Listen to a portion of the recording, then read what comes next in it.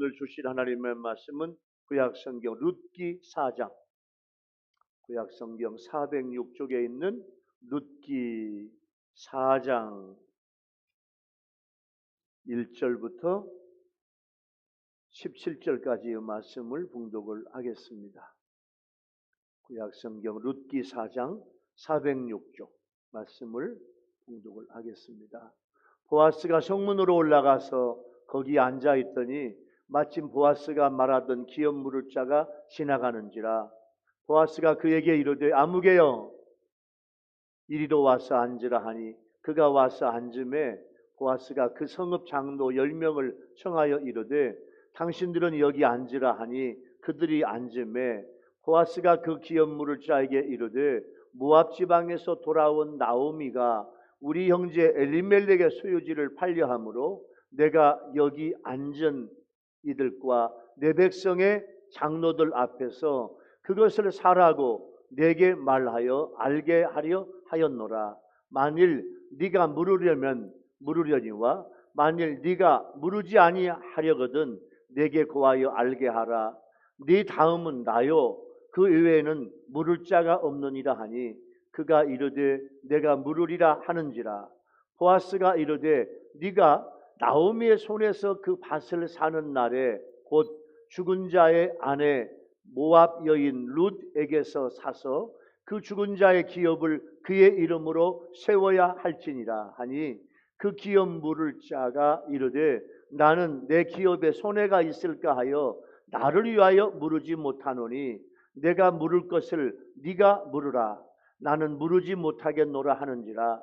옛적 이스라엘 중에는 모든 것을 물으거나 교환하는 일을 확정하기 위하여 사람이 그의 신을 벗어 그의 이웃에게 주더니 이것이 이스라엘 중에 증명하는 전례가 된지라. 이에 그 기업 물을 자가 보아스에게 이르되 네가 너를 위하여 사라 하고 그의 신을 벗는지라.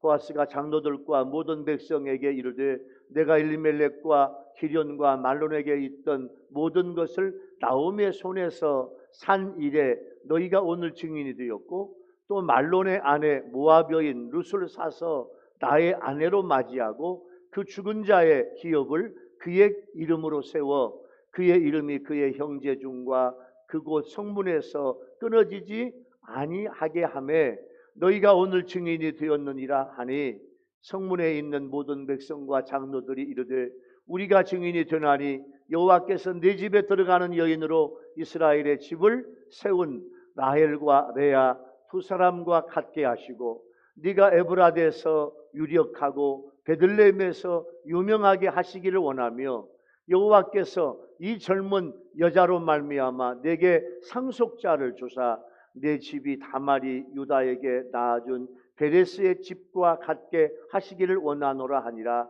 이에 보아스가 룻을 맞이하여 아내로 삼고 그에게 들어갔더니 여호와께서 그에게 임신하게 하심으로 그가 아들을 낳은지라. 여인들이 나오미에게 이르되 찬송할지로다.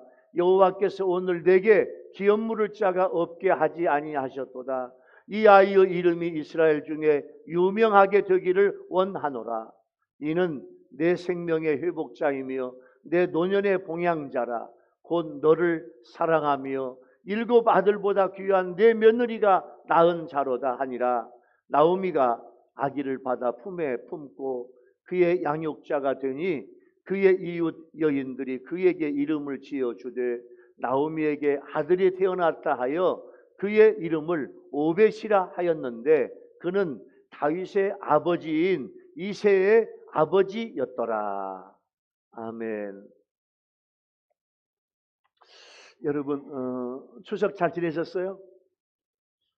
또 코로나 기간 속에서 여러분들 모두 건강하게 다시 뵈셔서 너무 감사하고 또 유튜브 예배를 드리는 우리 국내와 해외에 있는 모든 성도 여러분들이 코로나가 마칠 때까지 하나님의 은혜로 건강하게 사시는 그런 은혜와 축복이 임하게 되시기를 예수님의 이름으로 축원합니다. 할렐루야. 여러분 어느 목사님이 노방전도를 하는데 여러분 예수 믿고 천국 가셔야 됩니다. 이렇게 전도지를 드리며 물류지를 드리며 전도하고 있는데 어떤 사람이요, 목사님 저는요 교회에 나가지 않아도 저는요 자기 백으로 천국 갈 수 있습니다. 이러는 거예요. 목사님은 그 사람의 말이 하도 엉뚱하고 이상해서 의아한 눈빛으로 그를 쳐다보다가 이렇게 물었어요. 아니 장인어른이시니 누구시길래 그런 말씀을 하십니까?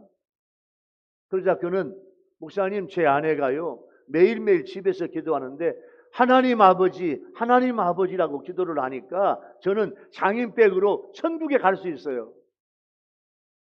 자기 부인이 하나님 아버지 하니까 하나님이 자기 장인이래. 그래서 천국 갈 수 있대요. 여러분 천국에 가는 건 누구의 백으로 가는 게 아니죠. 누구든지 예수님과 1대1로 만나서 주님을 영접하고 하나님의 자녀가 되면 천국에 갑니다. 할렐루야. 그래서 우리가 천국의 주인공이 되는 거예요. 가족 중에 예수를 잘 믿는 가족이 하나 있다고 하더라도 내 믿음하고 달라. 내 믿음은요 내가 가져야 하고 내 믿음은 내가 지켜야 돼. 여러분의 믿음이 그런 훌륭한 믿음이 되기를 예수님의 이름으로 축원합니다. 할렐루야. 자, 이제 말씀의 바다로 가겠습니다. 오늘 본문은 보아스가 적법한 절차를 거쳐서 엘리멜렉의 친족 중에 가장 가까운 사람을 만나서 당신이 나오미와 엘리멜렉, 기련과 말론의 기업물을 짜라고 그렇게 의논하고 했는데 그가 포기하자 보아스는 내 자신이 그 기업을 물을 권리를 받고 룻과의 결혼을 정식적으로 선포하는 내용이에요. 그러자 성읍의 장로들과 백성들이 보아스를 축복하고 그 일에 증인이 되었음을 선언한 거예요. 보아스가 룻과 결혼해서 아들을 낳은 것은 엘리멜렉의 가문을 다시 일으키고 룻은 이방 여인으로서 이스라엘 최고의 왕인 다윗 왕의 증조 할머니가 되고 온 인류의 구세주로서 만왕의 왕이신 예수님의 족보, 여러분 마태복음 1장에 그 족보를 보면 예수님의 족보가 나오는데 그 족보 속에 이 룻이 들어가. 얼마나 놀라워요. 오늘 룻기 설교 이제 이번 10월 9월 달이 내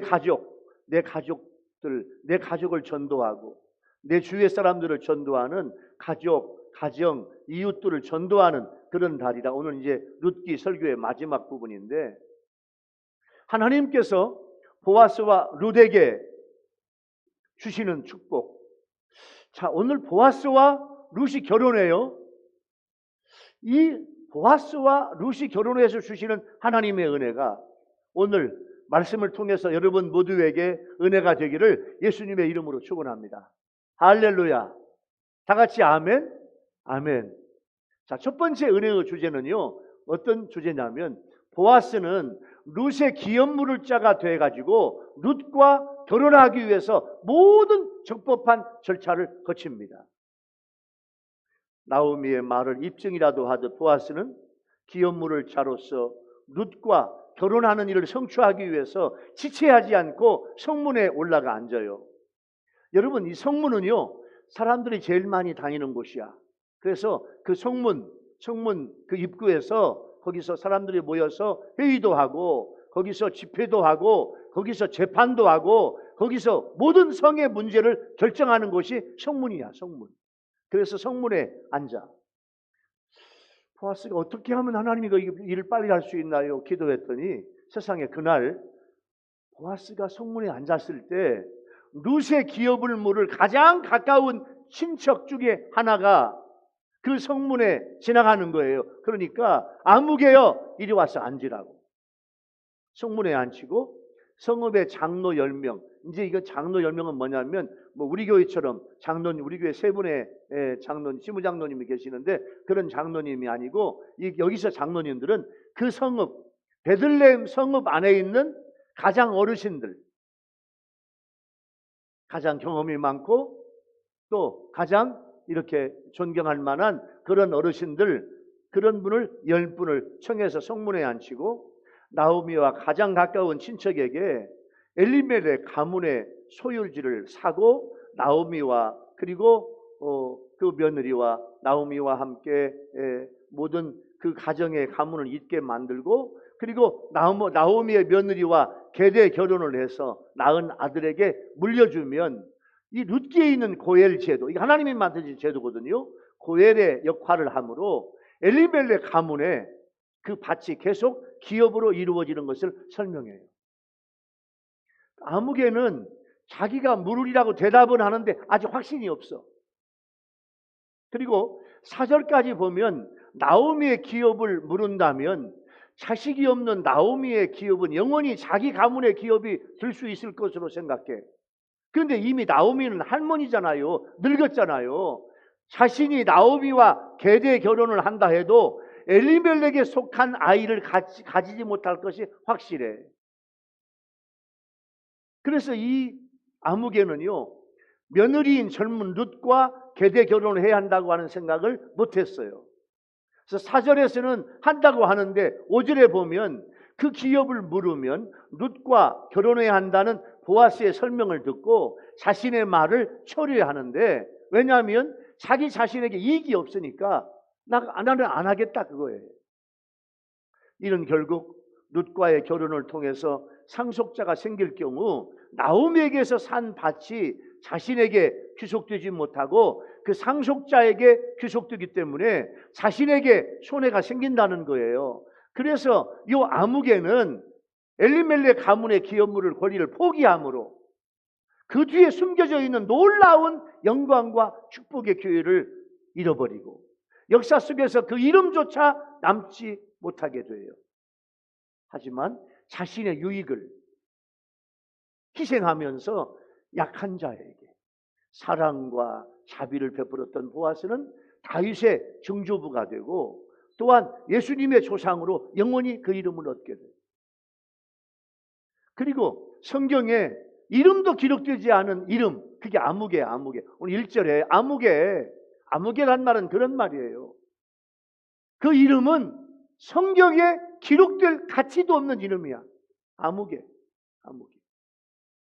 여러분, 우리는 하나님의 나라 생명책에 여러분들의 이름 하나하나가 하나님 나라에 기록돼서 우리가 죽어 세상 떠나 하나님의 나라에 들어갈 때 하나님 나라의 생명책에 우리 이름이 기록된 줄로 믿습니다. 아멘. 믿으면 아멘. 더 크게 아멘. 할렐루야. 그 아무개가 신을 벗어. 여러분, 신을 벗는다는 의미는 뭐냐면 성경에 여러 가지가 있어요. 하나님 나라, 하나님께서 나타나신 장소의 거룩함을 표할 때 신발을 벗어요. 하나님이 모세를 만나는데, 모세야, 자, 가시떨기나무에 불이 붙었어. 불이 붙었는데 연기는 안 나. 거기서 하나님의 음성이 들려. 모세야, 너 거기서 신발 벗어. 하나님이 나타나신 곳을 말할 때 신발을 벗어야 돼요. 또 신발을 벗고 맨발로 걷는 것은 애국의 표시예요. 또 포로나 노예는 신발을 신지 못해요. 그리고 오늘 이 계대 결혼의 의무를 거절하는 남편의 형제인 아무개가 보아스에게 신을 벗어주어요. 신을 벗어서 준다는 건 뭐냐면 내가 기업물을 권리와 의무를 포기함과 동시에 다 양도하겠다는 거야. 이때 신을 받은 자는 그 물건이나 토지에 대해서 소유권을 행사해요. 이렇게 보아스는 엘리멜렉의 기업을 물으기 위한 절차를 원칙대로 진행해요. 그렇기 때문에 이웃을 다른 사람들은 오해하지 않고 참 보아스는 이웃을 돌볼 줄 아는 사람이라고 자비와 사랑을 칭찬하며 축복해요. 여러분, 선을 행한다고 하는 명목으로 원칙과 절차를 무시하고 편법과 불법을 사용하면 그 일은 선행으로 인정받지 못할 뿐만 아니라 많은 오해와 원망을 불러일으켜서 부끄러운 일이 될 수 있습니다. 여러분, 세상에는요 법과 질서가 있어요. 이탈리아와 프랑스 사이에 몬데인이라고 하는 지역이 있어요. 몬데인? 이 몬데인은 참 비극적 장소예요. 2차 대전 당시에 이제 국경을 지키던 1200명의 프랑스 군인들이 크리스마스 특별 휴가를 받아가지고 고향으로 가기 위해 기차를 타. 근데 너무나 많은 군인들이 올라타니까 여러분 여러분 그 1945년 8월 15일 날 해방됐으니까 이 몬데인에서 1944년도에 이 사건이 일어나는데 그 조그만한 열차에 군인들 1200명 그리고 일반인들까지 다 차니까 아주 그냥 개차에 발디딜 틈이 없이 꽉 찼어요.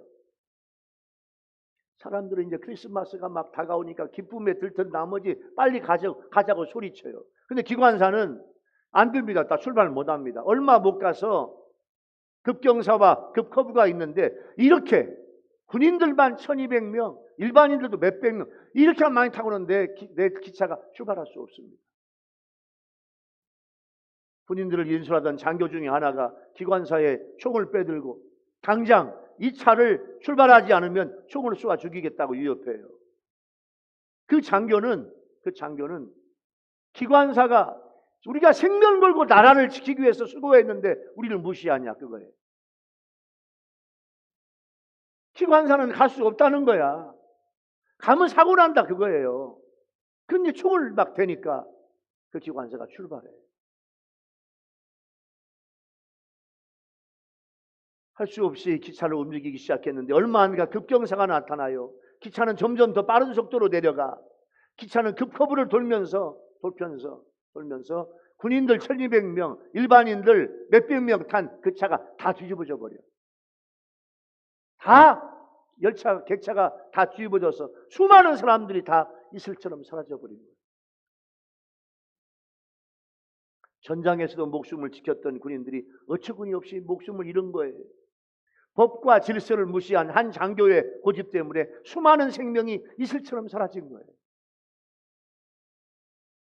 요즘도 너무나 많은 사람들이 하나님의 말씀을 무시하고 제멋대로 신나게 달리다가 삶의 급커브에서 제대로 돌지 못하고 사고를 만나고 있어요. 그러나 보아스와 룻은 하나님의 법과 이스라엘의 전통적인 질서를 적법하게 지킵니다. 여러분 다윗도 하나님을 가까이 모시려고 충성스러운 마음으로 아비나답의 집에 있던 하나님의 법궤, 언약궤, 말씀궤를 다윗성으로 옮겨 모시려고 하다가 법궤를 모시는 원칙과 질서를 모르고 웃사가 죽어.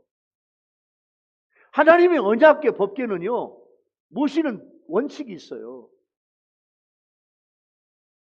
그래서 사도 바울은 적법한 절차를 무시하는 건 하나님의 일이 될 수 없다는 거예요. 사도 바울은 그래서 디모데후서 2장 5절에서 이렇게 말씀해요. 사도 바울은 경기하는 자가 법대로 경기하지 아니하면 승리자의 관을 얻지 못할 것이며. 여러분 신앙생활도 법대로 해야 돼. 하나님 앞에 법이 있어요. 영적인 법이 있어요. 보아스는 룻과 결혼하기 위해서 적법한 절차를 하나님의 말씀대로 지킴으로 성사될 수 있었어요. 예수님은 우리를 신부로 맞이하기 위해서 하늘 보좌 버리시고 이 땅에 오셔서 십자가 지시고 우리의 모든 죄를 다 용서해 주신 다음에 여러분 아멘 합시다. 부족한 우리들을 예수 믿는 우리들을 하나님의 나라에 신부로 초청해 주셔. 할렐루야. 이게 성도의 모습이에요. 자, 오늘 첫 번째 은혜의 주제는 보아스는 룻의 기업물을 자가 돼가지고 룻과 결혼하기 위해서 적법한 절차를 밟아요. 우리가 하나님 일을 하면서 원칙과 질서와 적법한 절차를 지켜야 됩니다. 그것이 하나님께서 기뻐하시는 길이에요. 여러분께 물어보겠습니다. 여러분 첫 번째 은혜의 주제를 적용해 볼까요?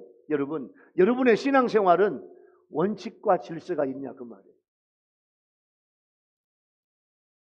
무슨 말이에요? 내 신앙생활의 원칙과 질서. 예를 들면 나는 어떤 일이 있어도 주일날은 하나님 앞에 주일 성수한다. 우리 아멘 합시다. 아멘. 나는 하나님 앞에 철저하게 11조 이상을 드린다. 아멘.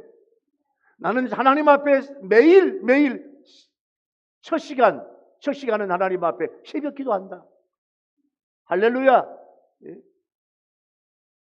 나는 찬양하며 생활하고 나는 전도하고 선교하기 위해서 영혼 구원에 최선을 다한다. 내 세상, 내 신앙생활에 원칙과 질서가 있냐 그 말이에요. 그 원칙과 질서를 지켜나가야 돼. 그래야 하나님이 여러분을 축복하십니다. 두 번째 은혜의 주제는요, 보아스는 룻을 위해 희생하며 기업물을 자가 돼요. 9절의 모든 것은 나오미가 팔기로 작정한 토지와 재혼해서 아들을 낳게 해주어야 할 룻과 엘리멜렉 가문에 속한 모든 법률적인 책임과 권리까지 보아스가 다 떠맡겠다는 거예요. 증인이 되었고, 보아스는 필요한 증인으로 장로님들을 청했고, 많은 사람들을 다니는 성문 앞에서 모임을 열어 모든 백성을 증인으로 삼아요. 이게 보아스의 선한 의도와 치밀한 계획과 실행을 하나님이 기뻐하시는 거예요. 여러분들이 하는 모든 일들마다 우리 아멘 할까요? 하나님이 기뻐하시는 일이 되기를 예수님의 이름으로 축원합니다. 할렐루야. 내가 하는 일을 하나님이 기뻐하셔야 돼. 하나님이 기뻐하시는 일이 아니면 하지 말아야 돼. 이게 여러분의 인생에 원칙과 질서가 있어야 돼.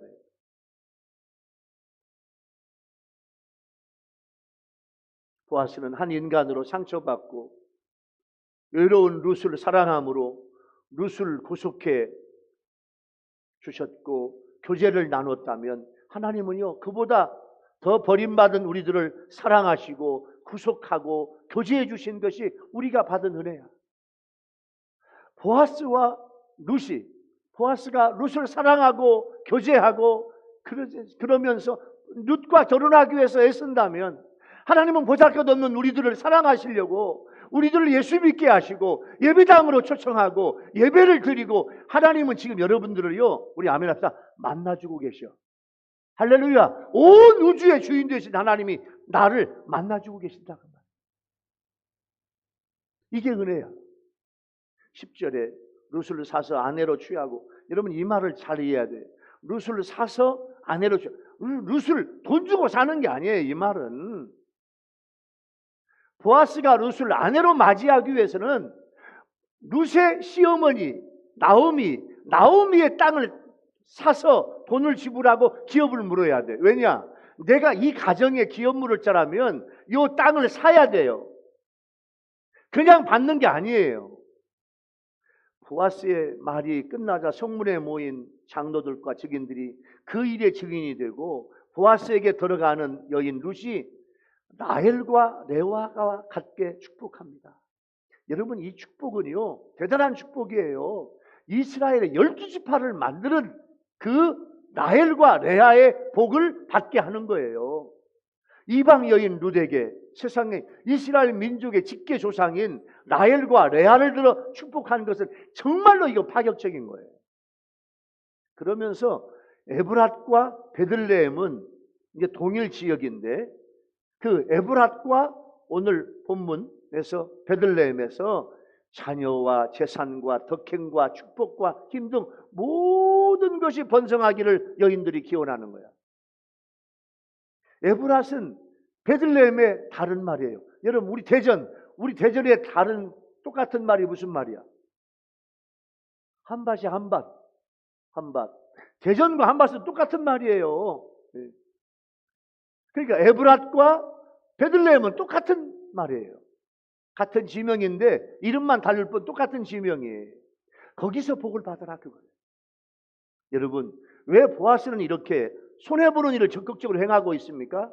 왜 그러냐면 이것은 하나님께서 명하신 일이고 이것은 선한 일이기 때문이에요. 여러분 선을 행할 수 있는 기회가 오면 우리 아멘 합시다. 여러분들이요 복받을 기회야. 할렐루야. 내가 하나님이 기뻐하시는 일, 선한 일, 하나님이 축복하실 일을 하는 것은 내가요 복받을 일이에요. 사르밧 과부가 그랬어요.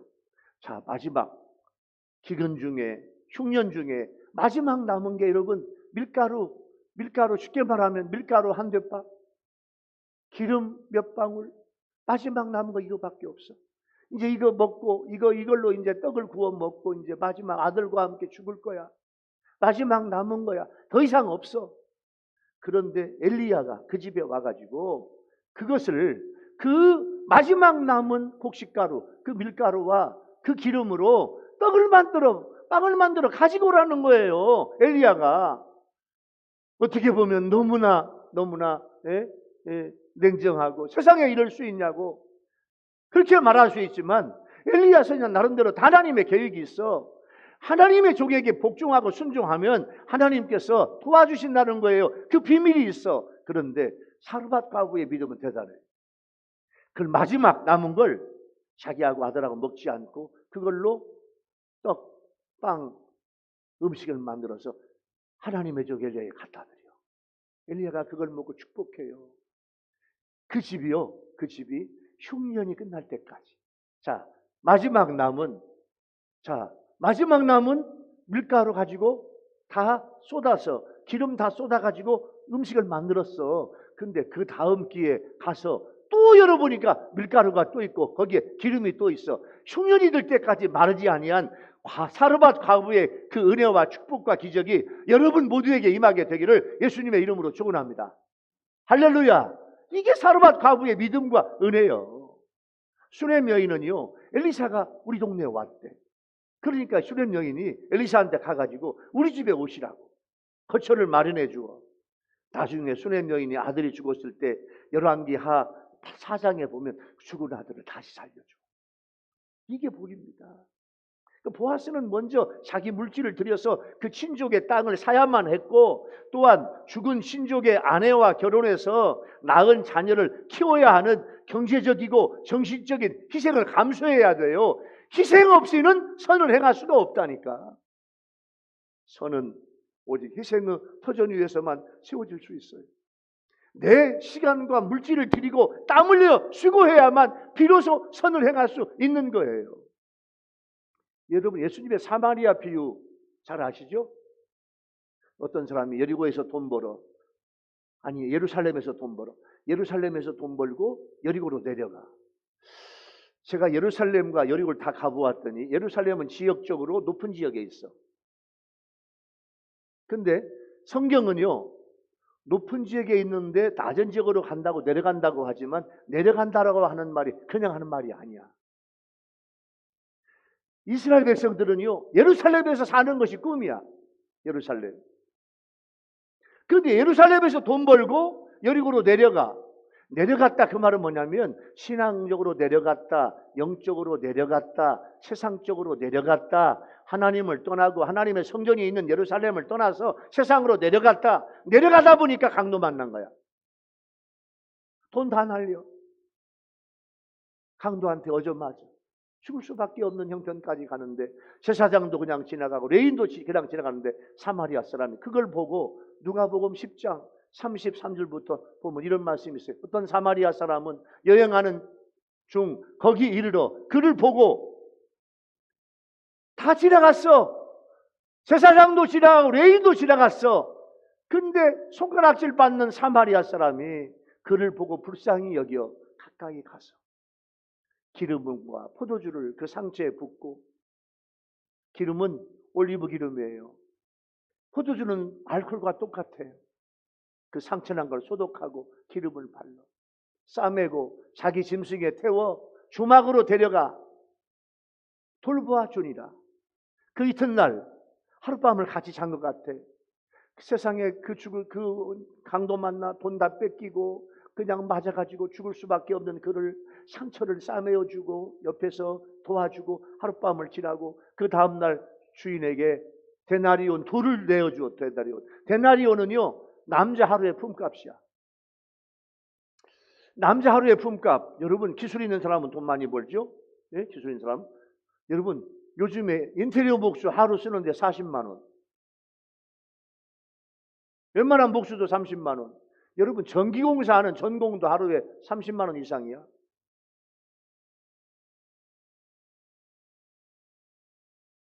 건축 현장에서 인부 하나, 최소한 하나, 아무리 그냥 벽돌만 갖다 주고 뒷일만 해주는 사람도 하루에 10만 원 이상이에요. 데나리온 둘, 평균 잡아볼까요? 한 데나리 20만 원 잡아봅시다. 데나리온 둘 40만 원. 40만 원 주면서 이 사람을 잘 좀 치료해달라. 돈이 더 들면 제가 이 사람을 돌보아 주라. 비용이 더 들면 내가 돌아올 때 갚으리라. 이게 선한 사마리아 사람의 예수님의 비유예요. 자신을 희생하며 선을 행하라는 거야. 보아스가 룻을 위해서 희생하고 기업물을 자가 된 것은 진실하고 진지한 결단이에요. 그렇게 기업물을 자로서의 의무를 충실히 이행하겠다는 보아스의 말을 듣고 모든 백성들과 장로들이 보아스를 축복한 거예요.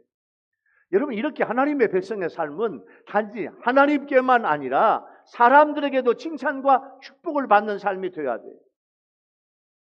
여러분, 선을 행함으로 주위의 모든 사람들로부터 우리 교인들은요, 우리 예배자들은요, 우리 유튜브 예배자들은요, 여러분들 모두가 다 주위에 있는 모든 사람들로부터 인정과 존경받는 그런 성도가 되기를 예수 이름으로 축원합니다. 할렐루야. 네? 여러분이 개미를 보니까요, 다이제스트지에 이런 내용이 났더라고요. 자, 개미가 지금 우리 앞에 촛불이 켜져 있잖아요. 개미집, 자, 썩은 나무 속에, 땅 속에 개미집에다 촛불을 집어넣어놨더니요, 개미들이 우리 집 불났다 해가지고 개미들이 서로 그 촛불에 들어가서 자기 몸을 불태워 불을 끄겠다는 거예요. 이건 뭐냐면, 자, 우리 집에 지금 불이 들어왔네. 우리 집이 불났네. 이 불을 꺼야 돼. 근데 개미들은 그 촛불 같은 불에 들어가면 개미가 몸은 타서 죽지만 그 개미 몸에서 키친즈라고 하는 이 불연성의 지력이 나와가지고 불을 끄게 합니다. 그래서 개미집에 촛불이 딱 들어왔다면 우리 집에 불났다 해가지고 서로 들어가서 그 불을 끌려고 수십 마리의 개미가 동시에 들어가서 타 죽으면 그 촛불이 꺼진다네. 그 키친즈라고 하는 불연 진액이 나와가지고 불을 꺼지게 만드는 거예요. 자기 생명 걸고 자기 가정을 구하는 거예요. 보아스가 자신의 손해를 무릅쓰고 이렇게 의롭고 연약한 룻을 살리려고 하나님의 믿음으로 충만한 여인을 위해서 희생하며 룻의 기업물을 자가 되기 위해서 헌신과 희생을 한 거예요. 그 보아스의 희생에 하나님이 감동하십니다. 예수님은 우리를 위해서 십자가에서 어린 양으로 희생하시고 우리를 위해서 기업물을 자가 되셔서 우리를 천국의 주인공 되게 하신 거예요. 여러분, 두 번째 은혜의 주제를 적용해 볼까요? 오늘 주시는 두 번째 은혜의 주제는, 여러분, 보아스는 룻을 위해 희생하며 기업물을 자가 돼요. 보아스는 이렇게 룻을 위해 희생해. 여러분, 내 인생에, 여러분의 인생에 여러분을 위해서 희생하시고 여러분의 영원한 기업을 물으는 분이 계셔. 누구냐? 예수님입니다. 내 인생에 나를 위해서 희생하고 십자가에서 희생하고 내 인생에 책임을 져주시고 나를 도와주실 분이 주님이 계십니다. 오늘 두 번째 은혜의 주제의 적용은, 여러분, 내가 어떻게 주님을 사랑할 수 있을까? 얼마만큼 주님을 기쁘게 할 수 있을까? 날마다 내가 어떻게 하면 우리 예수님을 기쁘게 할 수 있을까? 우리 예수님을 행복하게 할 수 있을까? 그 삶의 적용이 여러분의 삶이 되기를 예수 이름으로 축원합니다. 할렐루야. 자, 세 번째 은혜의 주제. 오늘 보아스는요, 룻과 결혼해서 하나님의 축복을 받아요. 보아스가 룻을 맞이하여 아내로 삼고 그에게 들어갔더니 라고 하는 13절 그 말은 이제 구약에서 이제 부부의 성관계를 표현하는 완곡한 표현이야. 이제 룻은 선민 이스라엘 공동체의 온전한 구성원이 되었어요. 이방 여인인데 이제 보아스하고 결혼하니까 룻이 이스라엘 공동체의 아주 구성원이 된 거예요. 또 생명의 근원이신 하나님께서 룻에게 임신해서 아들을 낳게 하셔요. 이스라엘 여인들이 나오미와 룻을 축하하고 하나님께 영광을 돌려요. 이 아이의 이름이 이스라엘 중에서 유명하게 되기를 원한다고. 그래서 이스라엘 최고의 왕 다윗 왕의 할아버지가 태어나요.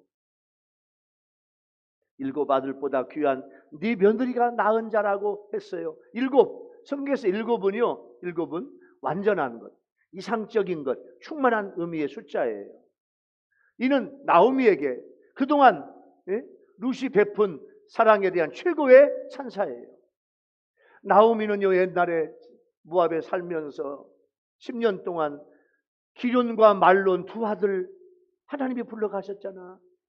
하나님이 나를 징계하시는구나 그렇게 생각을 했지만 이제는 생명의 회복자이며 노년의 봉사가 된 아이를 나오미의 가슴에 품게 하심으로 은총을 베푸신 거예요. 여러분 시편 30편 5절 말씀에는 그의 노염은 잠깐이요 그의 은총은 평생이로다. 저녁에는 울음이 깃들지라도 아침에는 기쁨으로 나오리라. 이게 하나님의 말씀이에요. 여러분 힘들고 어려운 일이 있어요? 여러분 조금만 참으세요. 더 기도하세요. 하나님은 여러분들에게 저녁에는 울음이 깃들지라도 아침에는 기쁨으로 나오게 하는 여러분을 만들어 주실 줄로 믿습니다. 나오미는 그 아기를 품고 가르치는 양육자가 됐어요. 이스라엘 여인들이 세상에 룻이 낳았지만 나오미 당신이 낳았어 이럴 정도로 이스라엘 여인들에게 축복을 하고 그 이름을 오벳 섬기는 자라는 다윗의 아버지인 이새의 아버지 되게 만들어요. 여러분 하나님은 효를 귀하게 여기십니다.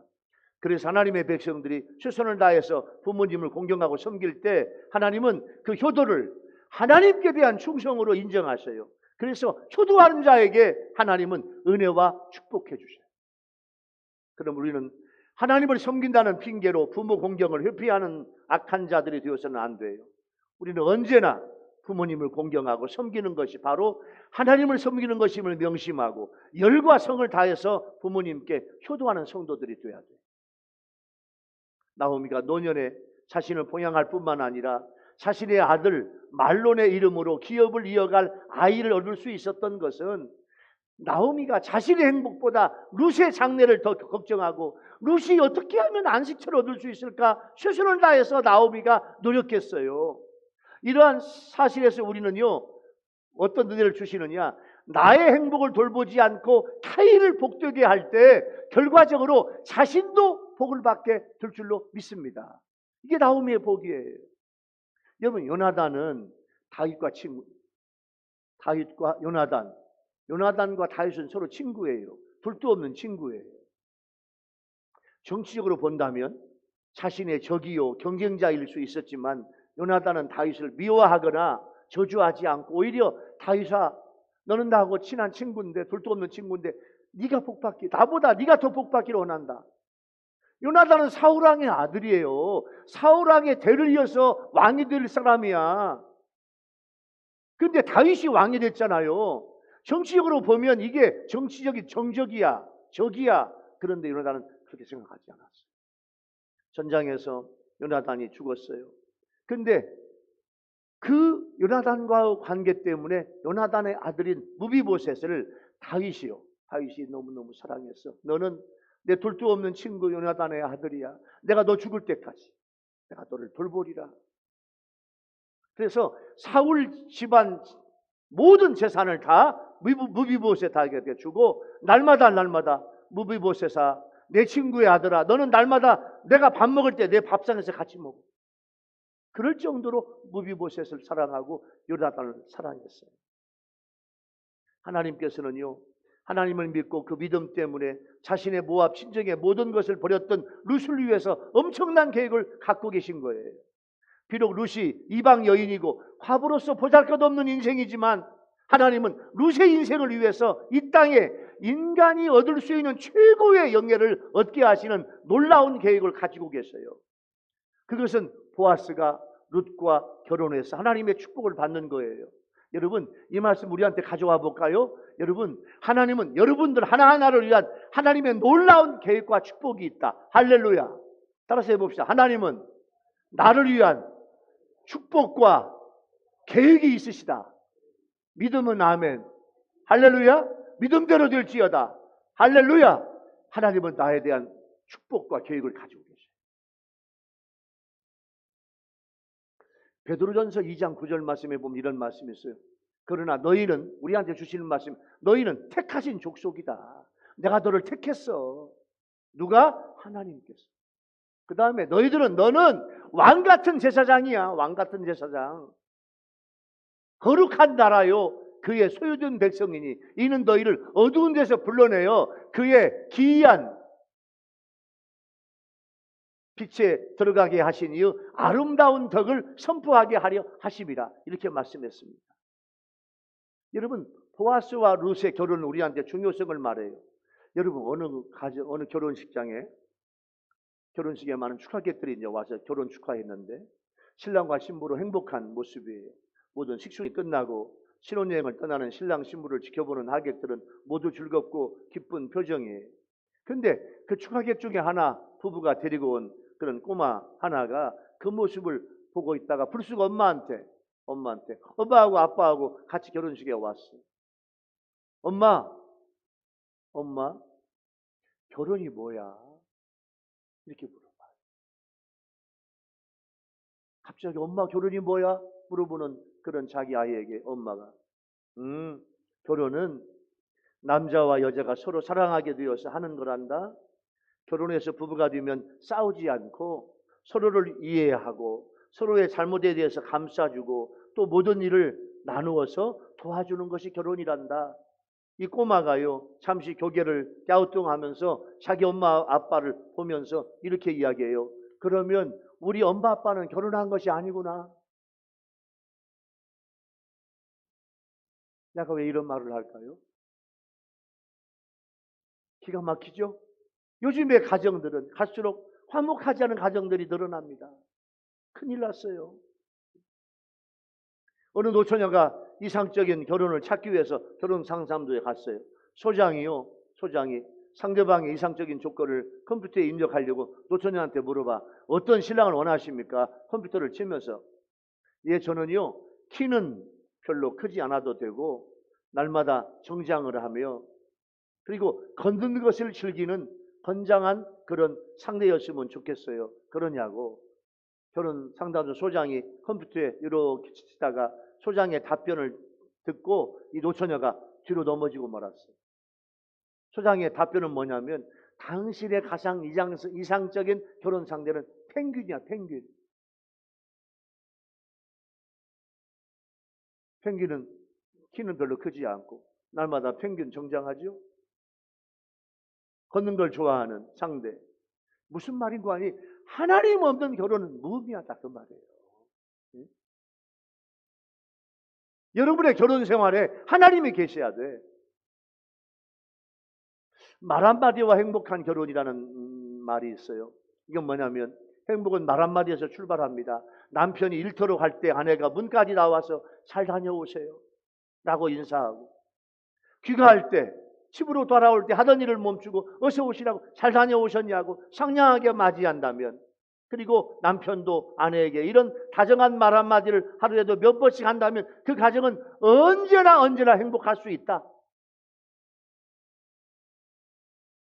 그런데 이런 말은 예수 믿는 부부에게서 나오는 거예요.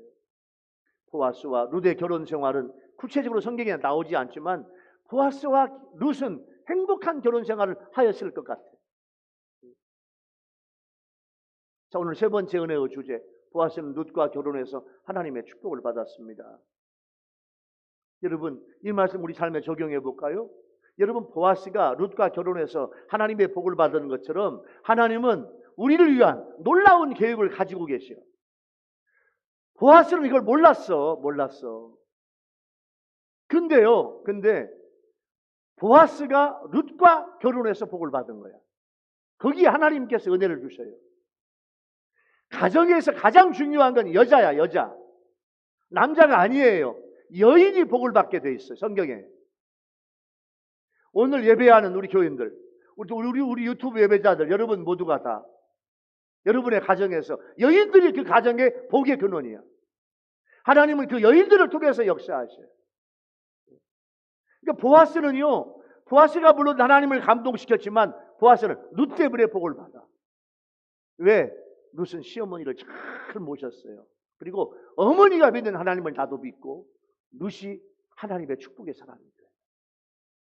그래서 그 룻 통해서 이렇게 다윗 왕이 나타나고 예수님의 족보가 나오는 거예요. 여러분, 하나님의 계획, 여러분을 향한 하나님의 계획이 있는데, 자, 하나님 앞에 예배하고 기도하고 말씀을 통해서 믿음으로 여러분의 하나님을 향한 여러분의 계획과 축복을요, 믿음으로 캐내는 여러분 모두가 되기를 예수 이름으로 축원합니다. 할렐루야. 그냥 뚝 떨어지는 게 아니에요. 뚝 떨어지는, 내가 믿음으로 캐내야 돼. 말씀으로 캐내고 예배로 캐내야 돼. 캐낼 때 하나님의 은혜와 축복이 나에게 임하는 거예요. 오늘 말씀을 마무리하겠습니다. 사랑하는 우리 유일교회 성도와 우리 유튜브로 예배를 드리는 우리 국내의 성도 여러분들, 보아스는 룻과 결혼해서 하나님의 복을 받아요. 보아스는 룻의 기업물을 자가 되어 룻과 결혼하기 위해서 적법한 절차를 받습니다. 원칙과 질서가 있어. 신앙생활도 원칙과 질서가 있어야 돼. 이게 하나님이 기뻐하시는 뜻이에요. 보아스는 룻을 위해서 희생하고 기업을 물을 자가 됩니다. 신앙생활은 하나님께 나를 희생하는 삶이 신앙생활. 거룩한 일을 위해 희생할 때 하나님의 돕는 역사가 나타나요.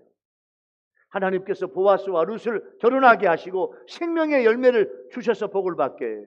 오늘 보아스와 룻이 받는 그 은혜와 축복과 기적과 하나님의 놀라운 역사가 여러분 모두에게 임하는 그런 예배, 그런 말씀이 되기를 예수님의 이름으로 축원합니다.